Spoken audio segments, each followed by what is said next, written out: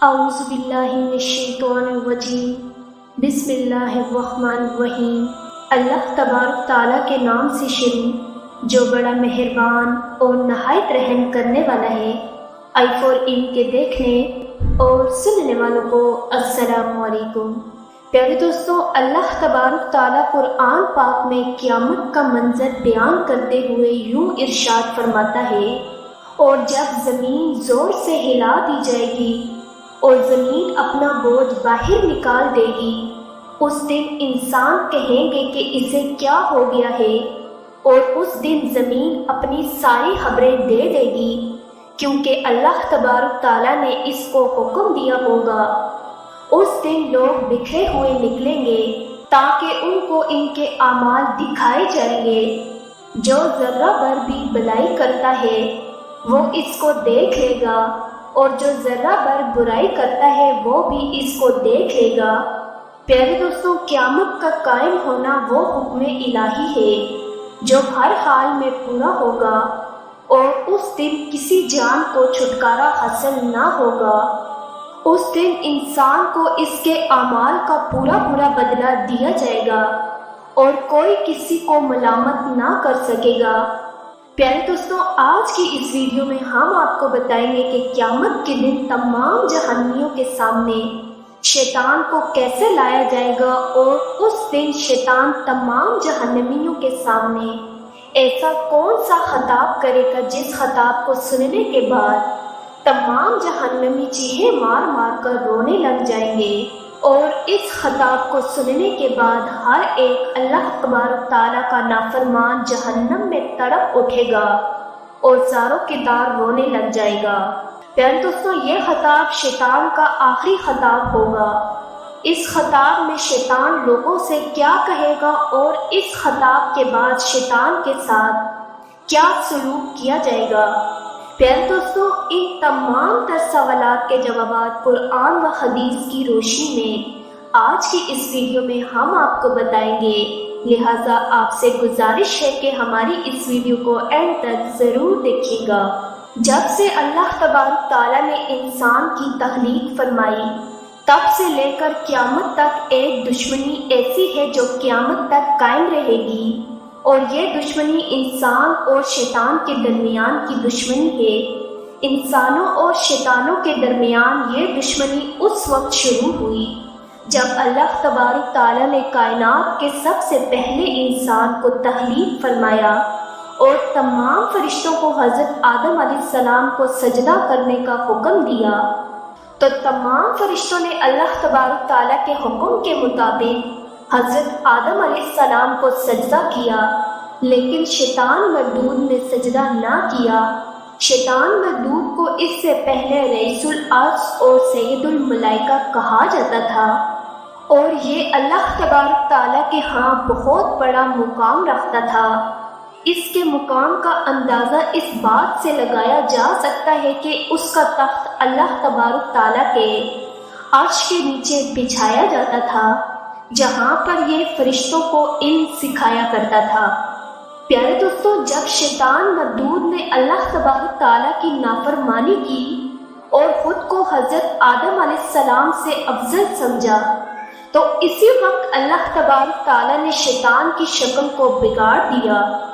اللہ تبارک تعالیٰ نے شیطان مردود کے منہ کو خنزیر کی طرح بنا دیا، اور اس کا سر اونٹ کے سر جیسا ہے، اور اس کا سینہ اونٹ کے کوہان جیسا ہے، اور اس کا چہرہ ایسے جیسے بندر کا چہرہ ہوتا ہے، اور اس کے ہونٹ بیل کے ہونٹوں کی طرح لٹکے ہوئے ہیں، اور اس کے دانت خنزیر کے دانتوں کی طرح باہر نکلے ہوئے ہیں، اور اس کی داڑھی پر 7 بال ہیں، اور اس کی صورت کو سب سے بدترین صورت بنا دیا گیا۔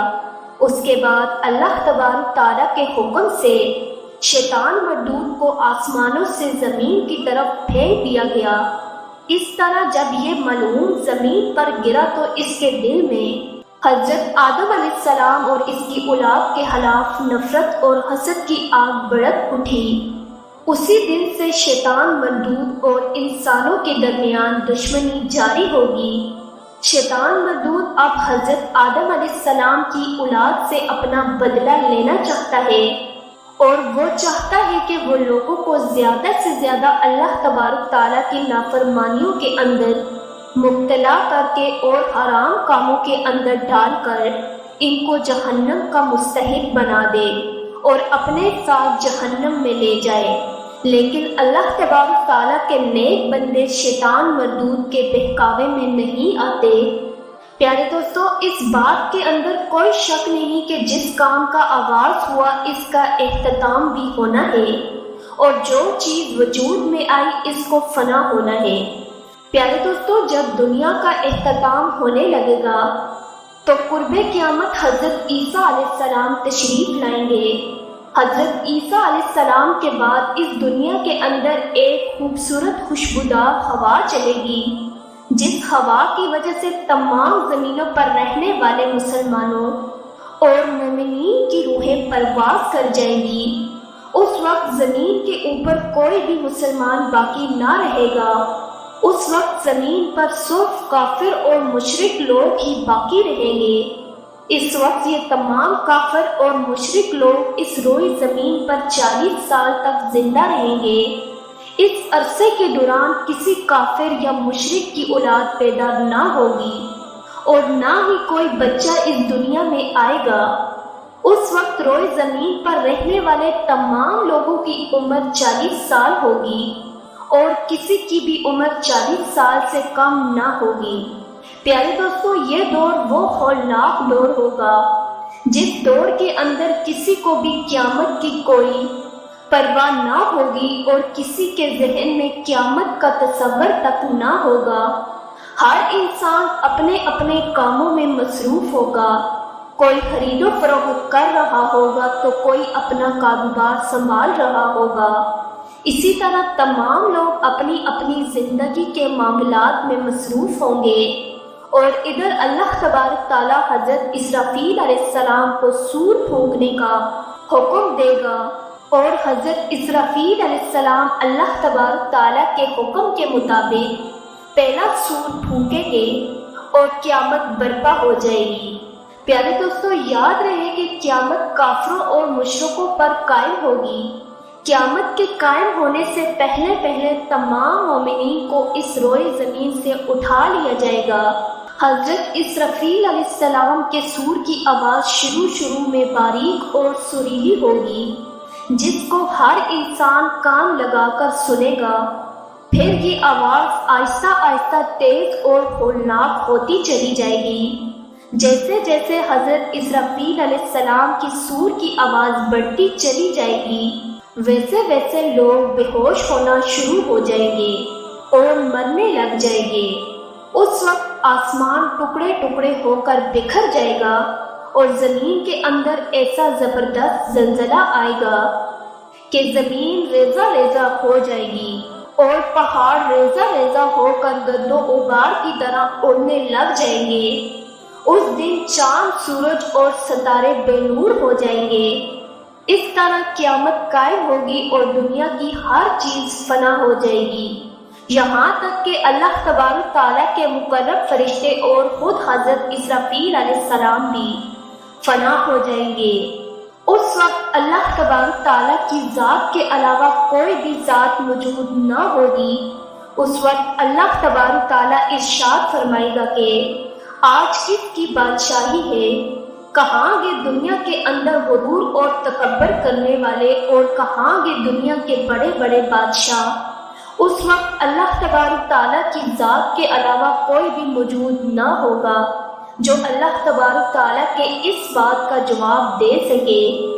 پھر اللہ تبارک تعالیٰ خود ہی ارشاد فرمائے گا کہ آج صرف اللہ تبارک تعالیٰ کی ذات کی بادشاہی ہے۔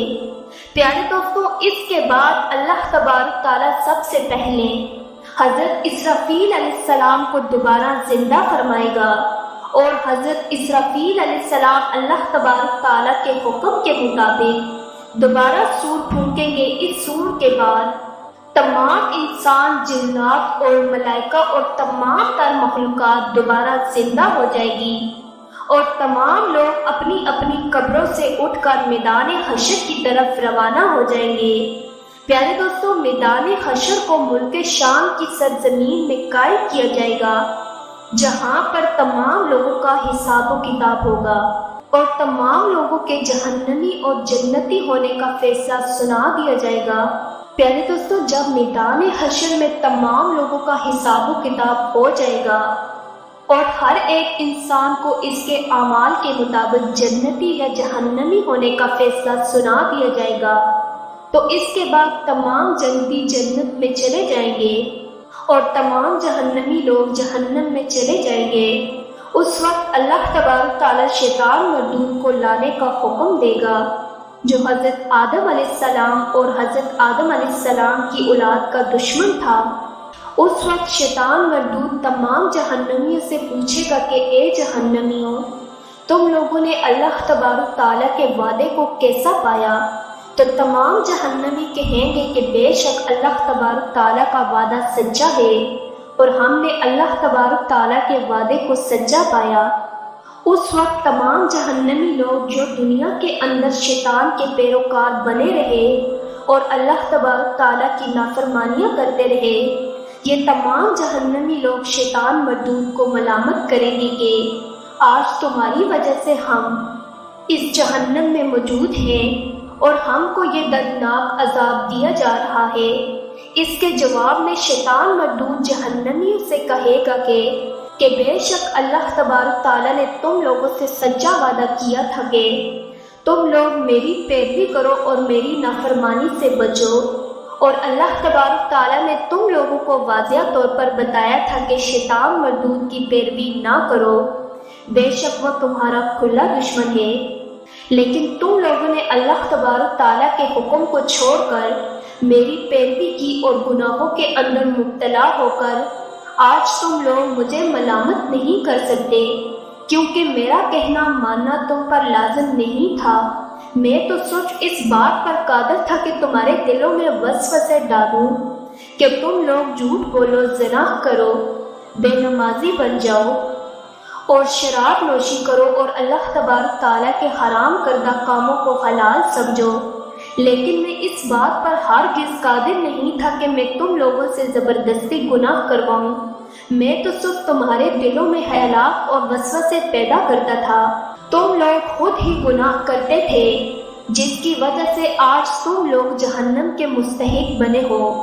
اس وقت شیطان مردود جہنمیوں سے کہے گا کہ آج تم لوگ مجھے قصوروار نہ ٹھہراؤ، بلکہ قصوروار تم خود ہو۔ تم لوگوں نے اپنے رب کو چھوڑ کر مجھے اللہ تبارک تعالیٰ کا شریک بنایا، اللہ تبارک تعالیٰ کی نافرمانی کی اور میرا حکم مانا۔ پیارے دوستو، شیطان مردود جب جہنم میں جہنمیوں سے یہ خطاب کر رہا ہوگا تو اس وقت وہ بدبخت لوگ جنہوں نے ساری زندگی شیطانی کاموں میں گزاری اور شیطان کی پیروی کرتے ہوئے گزاری، وہ لوگ چیخیں مار مار کر رونے لگ جائیں گے اور پچھتانے لگ جائیں گے اور اپنے کیے ہوئے اعمال پر پچھتائیں گے، لیکن اس وقت اس کا پچھتانا کسی کام نہ آئے گا۔